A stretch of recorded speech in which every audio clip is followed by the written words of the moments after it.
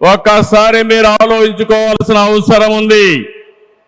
2 ఏళ్ల క్రితం విధ్వంసమైన రాష్ట్రం. ఆ రోజు నేను, పవన్ కళ్యాణ్ గారు, నరేంద్ర మోడీ గారి నాయకత్వంలో మీ అందరికీ ఒక హామీ ఇచ్చాం. రాష్ట్రాన్ని పునర్నిర్మాణం చేస్తామన్నాం, నిలబెట్టుకున్నాం. మోడీ గారి చేతుల మీదుగా ప్రారంభించుకున్న ఎయిర్పోర్టు ఉత్తరాంధ్రకు ఒక మణిహారం. నేను అందుకే పదే పదే చెప్తున్నాను, ఉత్తరాంధ్ర కళలకు రెక్కలొచ్చాయి. ఎర్ర బస్సు రాదన్నారు, ఎయిర్ బస్సు వచ్చింది.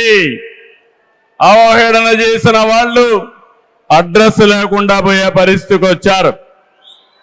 ఆ రోజు ఎన్నో ఈ ప్రాంత ఆశలని, ఆకాంక్షల్ని తక్కువ చేశారు, అడ్డుపడ్డారు.